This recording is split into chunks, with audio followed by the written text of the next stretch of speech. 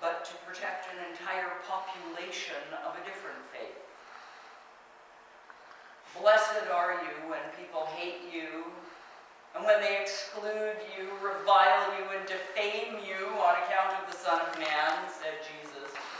Love your enemies and do good to those who hate you. Bless those who curse you. Pray for those who abuse you.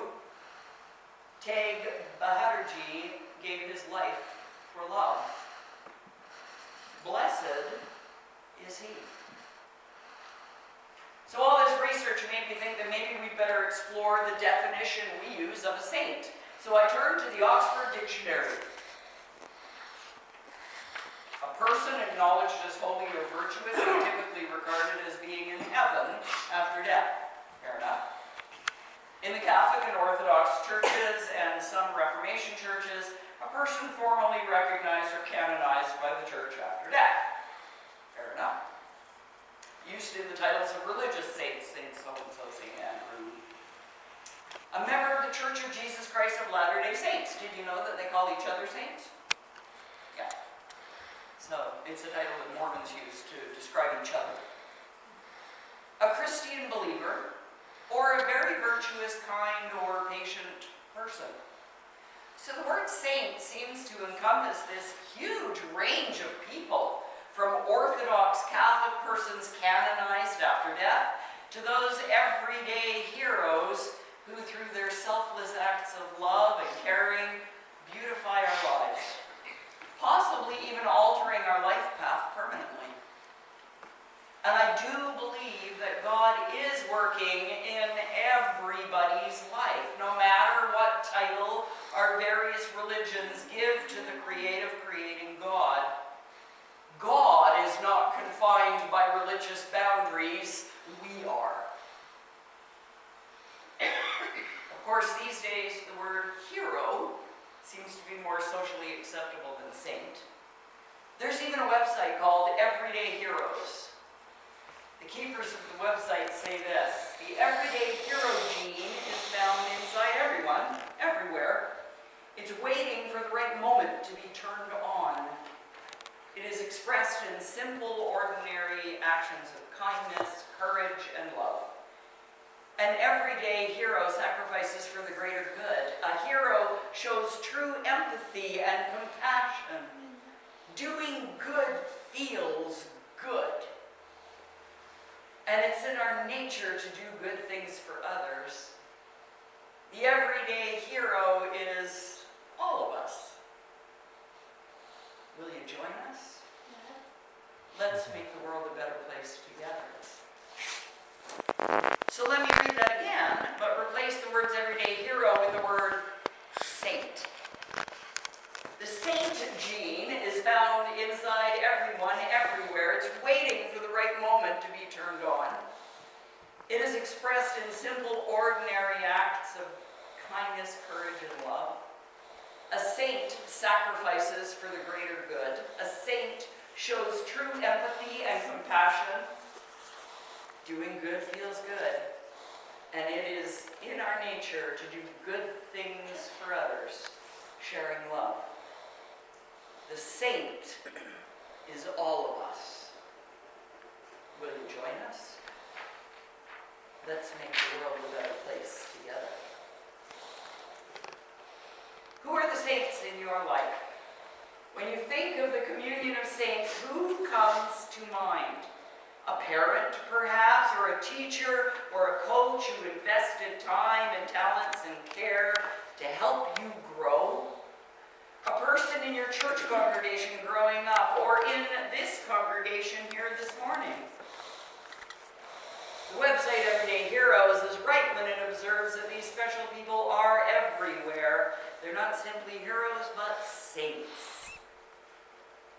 I could tell you who touched my life in a saintly manner so many ways and continues to do so. My mother. There's one event in particular that stuck with me through 25 years of life, even though for my mother it was just a passing moment and a small gesture.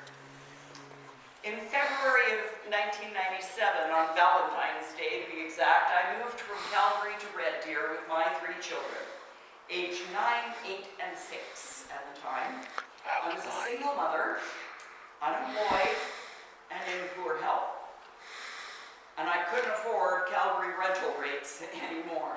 So we moved into a trailer park in Red Deer.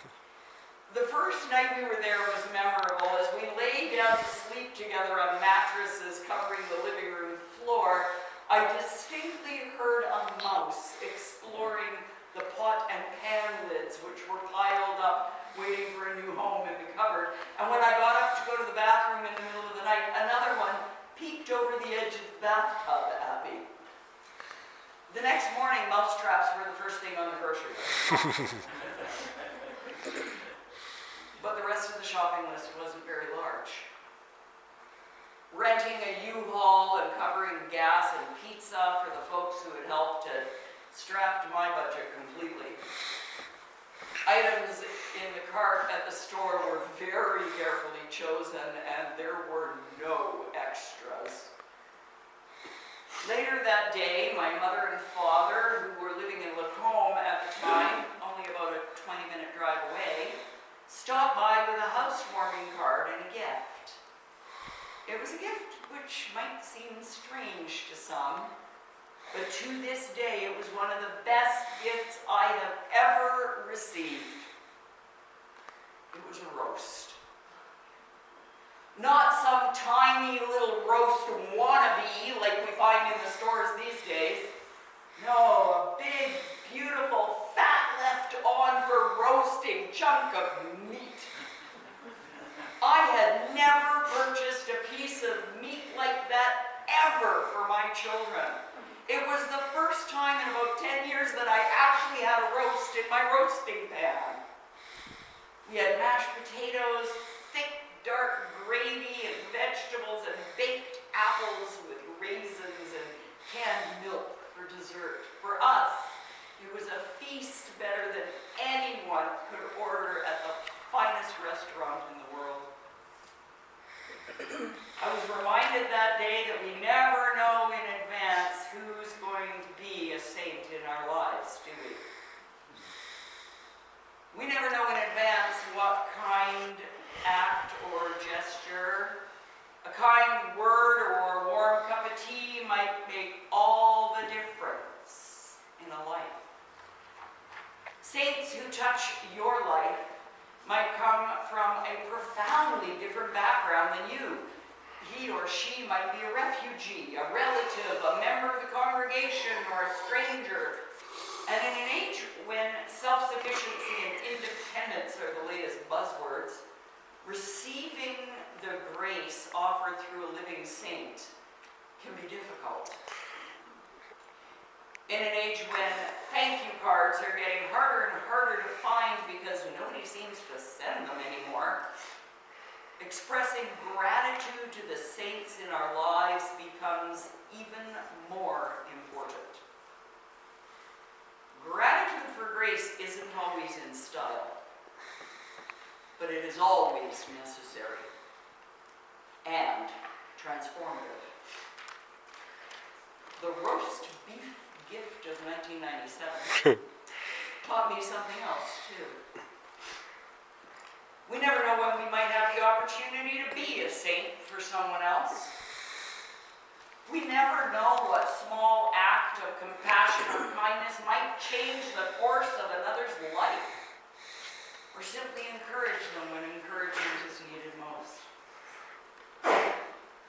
On this All Saints Sunday, as we share at Jesus' table and recite the creed, take the time to think of all the saints in your life, no matter the background, and give thanks.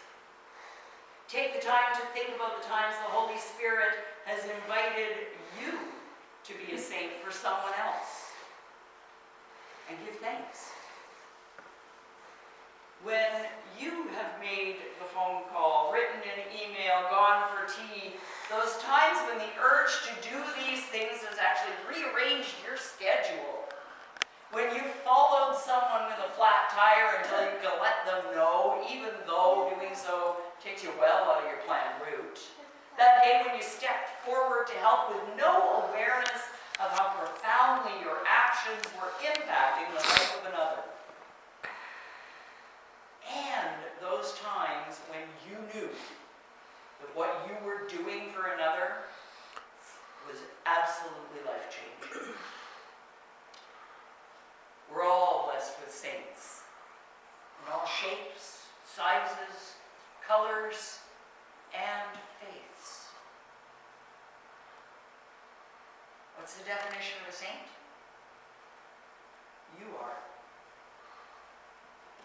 I am. We are all called to be saints, each to each other,